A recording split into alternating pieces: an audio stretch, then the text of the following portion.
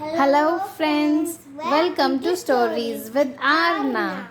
Today we are going to read Usborne Young reading The 12 Dancing Princesses, based on the story by the Brothers Grimm, illustrated by Anna Loraschi, read by Vishnupriya and Arna. Great. Let's start The 12 Dancing Princesses, retold by Emma Hellsbrook. Chapter 1 Family Trouble. There were once 12 beautiful princesses, all with long flowy hair and short fiery tempers. Fiery tempers means getting angry easily. Someone who is short tempered. Their father, the king, was a grumpy old man who didn't believe in having fun. "All of you just sit down and look pretty," he said to his daughters. In fact, he believed that princesses should be seen and not heard. I see there's a room which says no entry to the ballroom. The princesses strongly disagreed. The thing they argued about most was dancing. Their father hated it, but the princesses loved it. So, whenever he wasn't looking, they danced anyway. Chapter 2 The Sisters' Secret. The girls slept in a tall tower with their beds side by side. Every night, the king locked the tower door so that they couldn't sneak out. "Sleep well, my dears," he used to tell his daughters after locking them. One night, when the door was unlocked, the princesses were still asleep. As the maid went to wake them, she noticed their shoes were lying in a soggy pile on the floor. How strange! The shoes were worn out. Soggy means wet. When the king heard about the shoes, he was furious. Furious means angry. "Those girls have been out dancing," he spluttered. "Bring my daughters here, now."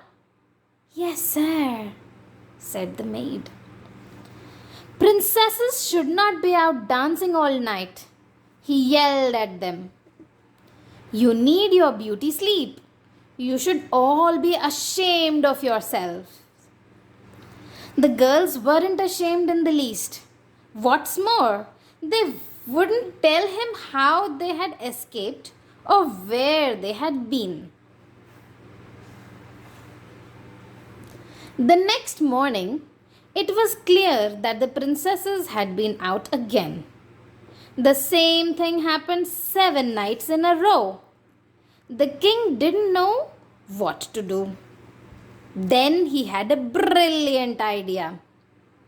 He decided that the first man to discover where his daughters went each night could marry one of them.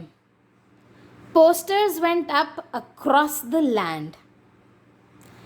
It read, "Fed up with your job? Feel like a challenge?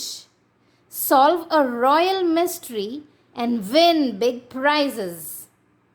Win your own kingdom and marry a genuine princess. Interested? Drop into the castle for further details. No time wasters, please," read the poster. That's one detailed poster, I must say. Chapter 3 Taking the Challenge. The first man to take up the king's challenge was brave Prince Marcus. "By the way, there is one small catch," the king told him. "If you fail, I'll cut off your head." Okay, no problem, Your Majesty, said Prince Marcus.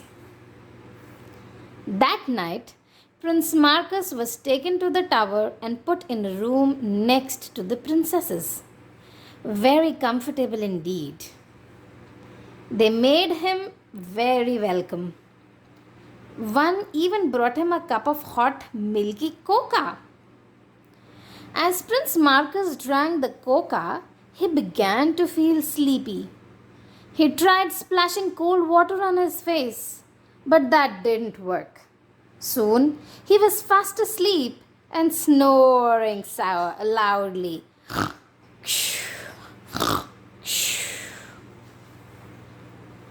Next morning, the princess's shoes were worn out again. Prince Marcus had failed, and the king wasn't joking about chopping off his head. Take him away, he said. Many more princes and noble knights came forward, but they were all fooled by the princess's sweet smiles. Enjoy your drink, said one of the princes to one of those men who came, and their offer of hot cocoa. After drinking that, they always fell asleep. Chapter 4, Ralph and Rascal. One day, a magician named Ralph and his pet dog Rascal were passing the castle. Ralph noticed one of the king's posters and decided to find out more. This could be interesting, Rascal, he said to his dog. When he saw Ralph, the king looked doubtful. But he was desperate to know what the girls were up to, so he agreed to let Ralph try. I'll chop off your head if you fail, you know. Yes, but I won't fail, he said. Night came, and Ralph was put in the same room where the others had stayed. Hello, I'm Amy, said the youngest. He's nice, she whispered to her sisters. I don't want him to die because of us. Maybe we shouldn't go out tonight. Her sisters ignored her. Ignored means didn't listen to what she said. A few minutes later, Annabelle, the eldest sister, brought Ralph a cup of cocoa. But Ralph was a wise magician. He knew what she was up to. It'll take more than that to fool me, he's thinking. And she said, This is for you. He pretended to drink the cocoa. Then, when Annabelle wasn't looking, he poured it into Rascal's bowl. Rascal was delighted. Ralph yawned. I think I'll just put my feet up for a few minutes, he told Annabelle. Then, with an even bigger yawn, he pretended to fall fast asleep. Annabelle crept back to her sisters. He's asleep, she whispered. Let's get ready. They put on their sparkliest ball dresses and new shoes. The princesses shimmer like a rainbow. They're all getting ready for going dancing. With the last button buttoned and the last bow tied, the girls stood by their beds. Annabelle pulled back a dusty old rug in the corner of the room to reveal a secret trapdoor. The hinges creaked as she pulled it open. One by one, the girls disappeared down some steps and into a long, dark tunnel. Chapter 5, Ralph on the Trail. When the princesses were out of sight, Ralph quickly entered their room. He clicked his fingers and a cloak appeared. With a second click, Ralph vanished. Carefully, he tiptoed down the steps into the tunnel. See, this magical sparkles are telling us that he's here somewhere. It didn't take long for him to catch up with the princesses. Ralph tried to walk quietly, but it wasn't easy. At one point, he stepped on Amy's dress. She jumped and turned around, but there was no one there. She turned around, but of course, she can't see him because he's invisible. A few moments later, Ralph stepped on a twig. Now, Amy was convinced that someone was following them. Her sisters didn't believe her. Crack! This was the noise of the twig. What was that? She said. You are just hearing things, silly, said one of the sisters. At the end of the tunnel, they came to an astonishing row of trees. Some of the trees glistened with silver, some with gold, and some with sparkling diamonds. Wow, they look beautiful. Ralph had never seen trees like them. While the princesses carried on, he gently broke off a twig from each tree. See, he's breaking it. Up ahead, the princesses had stopped before a lake. It stood in the shadow of a beautiful castle. 12 boats were waiting at the edge of the lake, and in each boat sat a handsome prince. Each prince rode a princess across the lake. Ralph sneaked into the boat carrying Amy. When they reached the other side, a band began to play.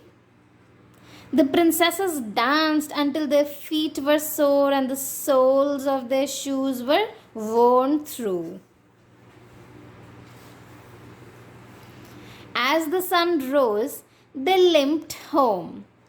Our nights of dancing are still safe. Unlike poor Ralph's head, said Annabelle, yawning. Amy looked upset.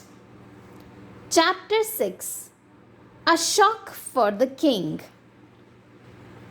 The king was having breakfast when Ralph strolled in. Good morning, Your Majesty, said Ralph brightly. I suppose you have come to tell me you have failed too? Sighed the king.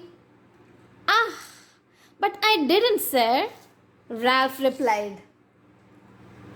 Waving the twigs, he told the king what he had seen. The mystery is solved. This all sounds very unlikely, grumbled the king when Ralph had finished. Are you sure you're not just making it up to save your head? Said the king. He decided to call for Annabelle. When she saw the 3 twigs in his hand, she looked horrified. One look at her face told the king all he needed to know. Dancing is banned, he declared. The princesses sobbed and wailed when they heard their secret had been discovered. Sobbed means crying badly. What will we do? They cried. Life is so dull without dancing. This is the worst day of my life, one of them is saying. But there was nothing they could do. True to his word, the king let Ralph marry one of his daughters. I'd like Amy, Ralph said. If she'll have me, she's the sweetest of all. I'm sure you'll both be very happy, said the king on the day they got married. Amy and Ralph's wedding was a joyful occasion. Even the king couldn't stop smiling. I have a surprise for you, he whispered to Amy. The king led her to the ballroom, and Amy gasped. Hundreds of candles lit up the dance floor, and in the corner, a band was playing a lively tune. As it's a special occasion, you may all dance, but for one night only, said the king. Oh, how wonderful!